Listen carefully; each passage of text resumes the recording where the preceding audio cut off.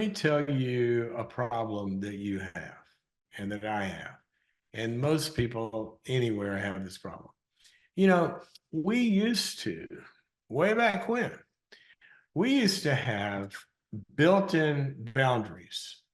Everybody talks about work-life balance. You never heard that phrase back like when I was growing up because you had some built-in boundaries of time and space. Time and space.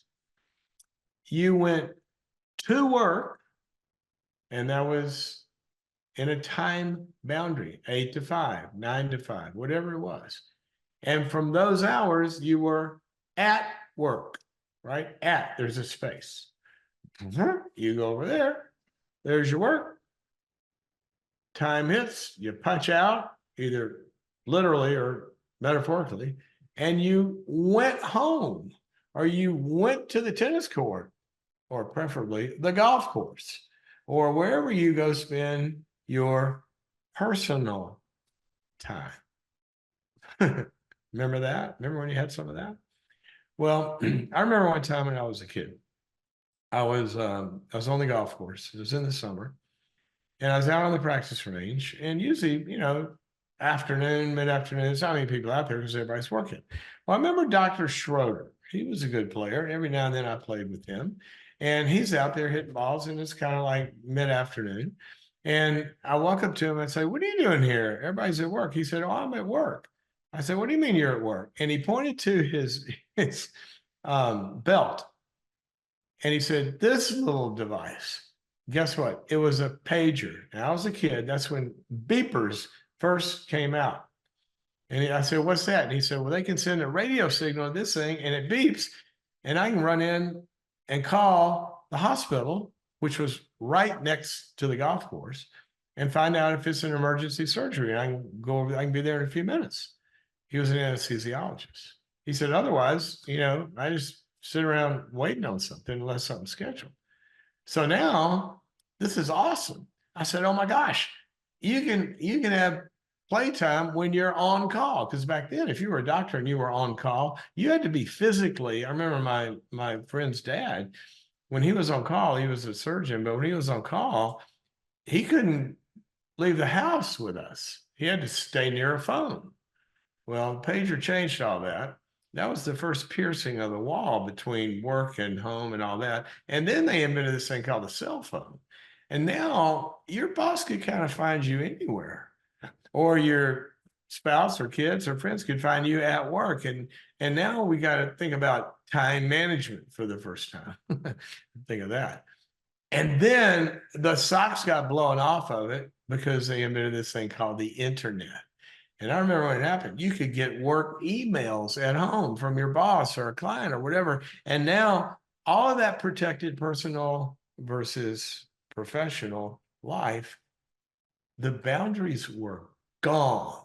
And if that wasn't bad enough, two other things happened. Then they put the internet on your phone, and now you carry it around tethered to your body all the time. Anybody, anywhere can find you.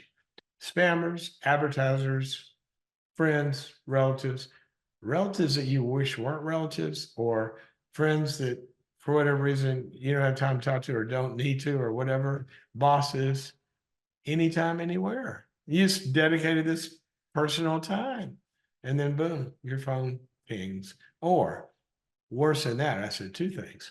Then they put content on your phone. And this content is something that you like, and you're just not being intruded upon now. You like this stuff. So you follow certain people and you like the content on social or other platforms. Now, that's great until they really got sophisticated at this. And then they invent algorithms that find out what you like. And each time you look at that, you get a little dopamine hit. So you want to see it again. And then the drug pusher is pushing you more and more drugs all the time that you like. So now we're getting intruded upon and we're getting pushed upon to do what we want to do. What we want to do on this might drown out what we really want or should be doing in other areas. So we got a problem. Now, let's take that to the holidays. Two things that I always talk about with pretty much anybody I work with in the performance arena, and certainly you're all in the performance arena because you got relationships you got to perform in as well as work. You only have two things in life. Everybody's born with two things, and they aren't equal in everybody's life, but everybody has two things: time and energy. Okay. When you're born, you have a certain amount of moments ahead of you. Your energy of your heart, mind, soul, and strength, your talents, your abilities, what you love, what you care about, your passion you put into that. Your energy has to be invested into moments. And what that does is where you invest your energy in those moments creates very different moments ahead of you, but creates what we call life and our fulfillment and all that stuff. So when it comes to the holidays, I want you to get a map. If you go all the way to New Year's, that's a lot of moments. And you've got energy right now. What are you going to invest those moments in? Let me give you suggestions. It all is about relationship.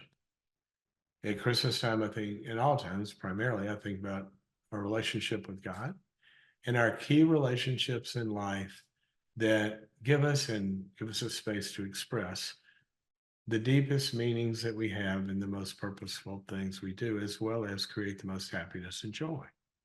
So those should get priority. Now, certainly Christmas is a place where those relationships have certain kinds of, mountaintops that they land on.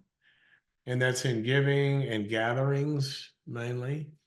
So I want you to think about where you invest your time and energy this holiday season. I want you to actually budget it, you know, make sure that it goes in the calendar first. And Tori and I have been working on this for the last week.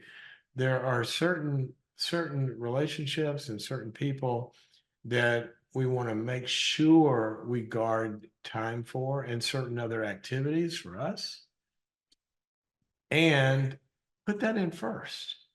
Now, within those, there's other problems. Some of those gatherings are going to have people, maybe extended family, and it's not going to feel great to see that person, but you want to be at the event because there's other people there too.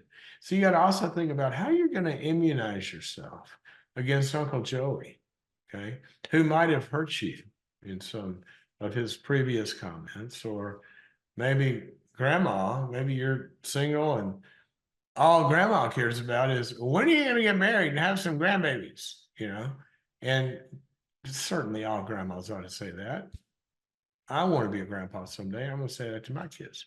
But there are some of them that do it in a very toxic, controlling, entitled, judgmental, critical, never satisfiable, greedy, and awful way. And you just had enough, right? So have a strategy. How are you going to deal with grandma at the Christmas gathering?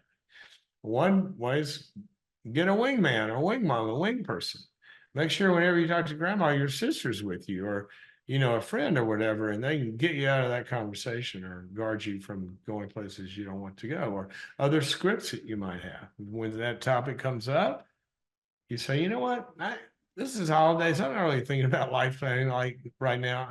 I'm not going to talk about that. What else you want to talk about? Or, you know what, I'm going to go over there and get some more eggnog. Have a strategy so you don't get caught off guard if you don't have very strong boundaries.